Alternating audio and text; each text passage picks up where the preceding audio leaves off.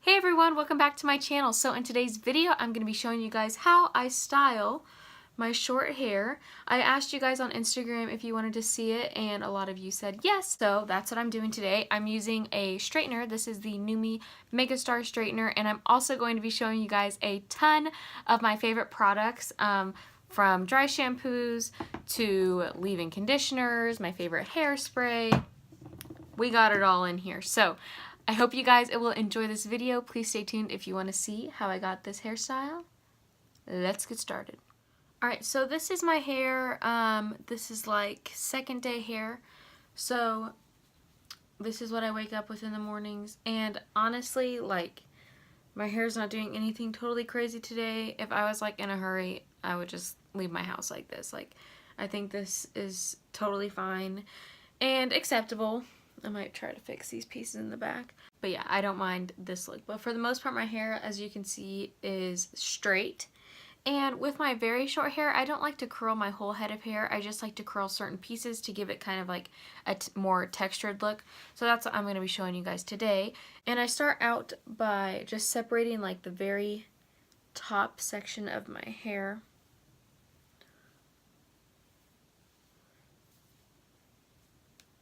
With a little clip. And I got a really cute style going on. So yeah, you can see like my biggest issue is when I sleep at night, these shorter pieces in the back just get really riled up. So I use the NuMe Megastar flat iron. This is obviously the purple one. It comes in different colors and there's different heat settings. There's little buttons right there and you can change the heat. I have mine set at 410. I used to do 390, which is just one setting below, but I find if I put it up at a higher heat, I don't have to hold it on my hair as long. So really, I know a lot of people say put it at a lower heat, but then I feel like I'm still applying the heat to my hair for a longer period of time. So it's just a personal preference. But what I do basically is just take a section and I hold my flat iron vertically and I twist it once and that's it. And I just pull. And it just kind of gives just a loose wave. And I just kind of grab random pieces on the top, hold it vertically, twist it once, and pull. So I know a lot of, and you get a curl kind of like this, just like a little wave. I know a lot of people that'll twist it multiple times, but for me, I don't find that I need to do that, so I don't do that. And if I ever feel like I have a piece that's just like a little bit too curly, I just take my straightener and run over it once. And that kind of tones it down, especially like the ends. I prefer my ends to be a little bit more straight. So I will normally do that. And you can, if you want to, do some pieces that are going towards your face. So if you want to go towards your face, you're just going to take the flat iron vertically again. But instead of twisting this way, you're going to take it and twist this way one time. Ooh, that's cute. And of course, it's a lot of playing around, getting the kind of look that you want. So then I just move on to the other side. I take a piece from the back, twist once, and pull.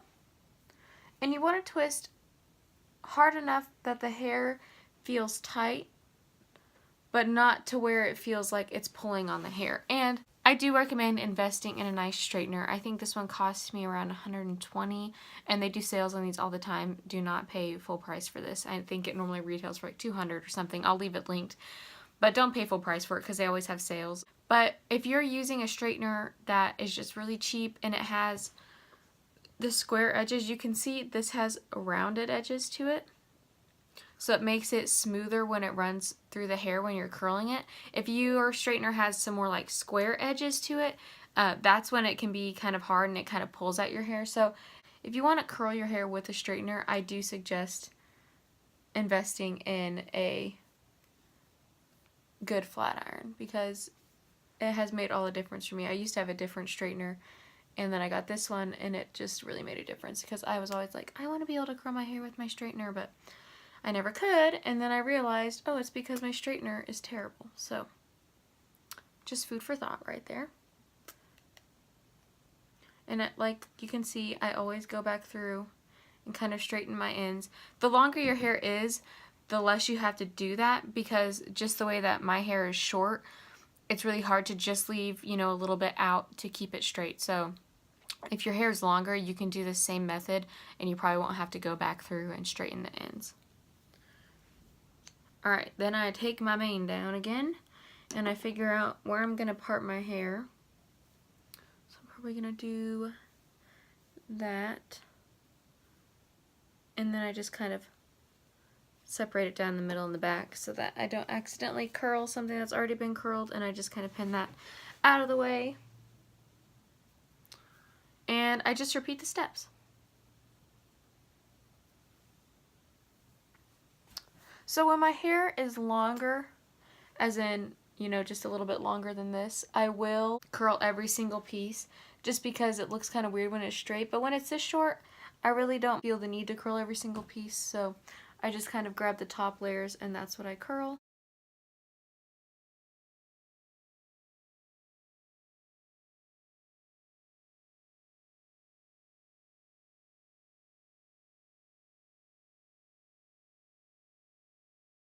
Basically, like for my hair, I just kind of want a bend in it. I don't really want total curls, so it depends on what you want. Alright, so once I'm finished curling both sides, I just kind of run my fingers through it. I normally end up tucking my hair behind my ear, so I gotta make sure that the curls look good if I tuck it behind my ear and if I just leave it out. So this is what it looks like. You can see it's just some light waves in there and just kind of textured looking. If you guys want me to do a video on like what I do when I'm actually like curling my hair with a straightener, because I never use an actual curling iron. I just never do it. And I don't know why that is. I used to, but just with my short hair, it's just so much easier. When I curl my hair, when I actually curl it, I do basically the same method, except for I rotate this like one more time. So instead of just turning back, I'll like do a whole 360 with it. So that's basically all I do different, but if you guys want to see that video, let me know. Now we get into the fun part of styling my hair. So after I do this, I kind of feel in the back of my hair some of the sections that I feel like come apart, and I have a really deep part, as in it goes really far down the back of my head. So if I want my hair to look blended, I just kind of tease, not all the way up here, not at the top, but just kind of back here. I don't know if you guys can even see, just so that the hair kind of blends together a little bit. And then a lot of times I'll just kind of go, you can do this with your fingers too, people, but I'll just take a chunk and just kind of like go up the sides with it. And then you've got yourself like a crazy mess like this. I take my fingers and run it through, but it just gives your hair some texture without any product yet. So now I'm going to get into showing you guys some of my favorite products to use. Some days I feel like using a dry shampoo to add texture to my hair. A lot of times that's when my hair is kind of, you know, on its last leg right before I'm about to wash it, or just if I want to give it just a little bit less shiny of a look, I'll use dry shampoo. And I'll just show you guys 3 of my favorites. I've talked about this one in my most repurchased products. It's the Batiste Dry Shampoo. Really affordable, really awesome, comes in different scents. But I've recently been getting into this bad boy right here, which is the Not Your Mother's Beach Babe Texturizing Dry Shampoo. I used to love their Beach Babe Salt Spray for my hair when it was longer, because it would add some texture since my hair is pretty fine and flat. But this one I love even more because it does work as a dry shampoo, but it also adds so much texture to my hair. And I think that it's honestly a dupe for this one, the Living Proof Perfect Hair Day Dry Shampoo.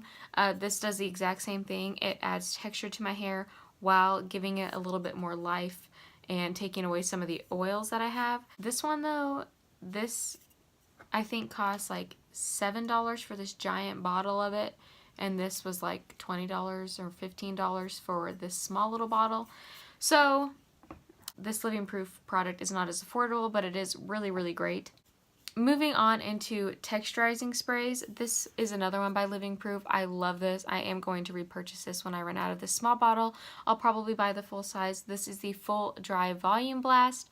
So this is not a dry shampoo. It's not going to take away any excess oil, but it does give my hair so much texture. So if I don't really want to have that look of more squeaky clean hair, like especially on my first and second days. I don't really need to take away any extra oil, so I'll use something like this. And then almost every day I've been using this Verb Sea Spray. It's just a sea salt spray, and it actually kind of makes my hair a little bit wet, but then I kind of just like scrunch it together. Here, I'll show you guys because I was planning on using it today. So I just spray.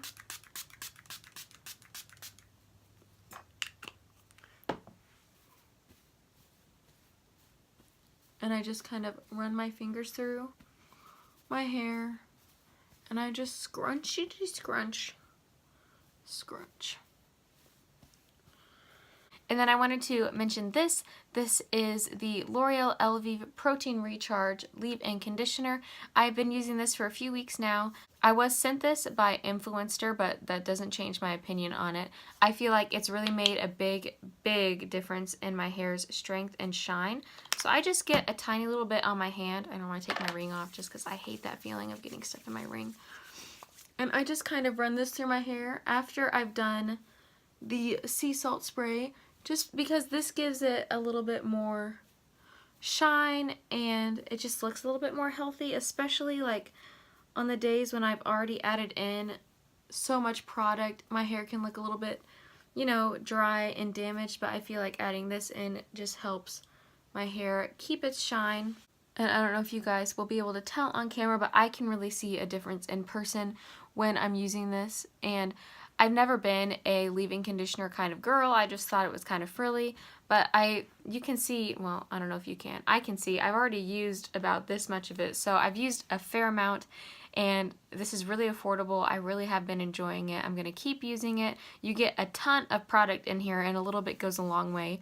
Like I just showed you guys, you can use it when your hair is dry. It doesn't make my hair feel greasy, oily, anything like that, but it does help it to look more shiny, and I always use it after I wash my hair when my hair is damp as well.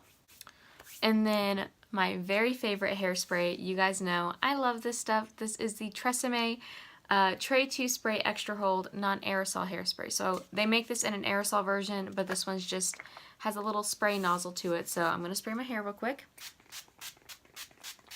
And I don't put very much. I'm not really into lots of hairspray. I find my hair, I've trained it pretty well to hold a curl, just because I do style it almost every single day. So yeah, I hope you guys enjoyed this video. Please give it a thumbs up if you did. Let me know what other hair kind of style videos you want to see. I would love to do more of those on my channel.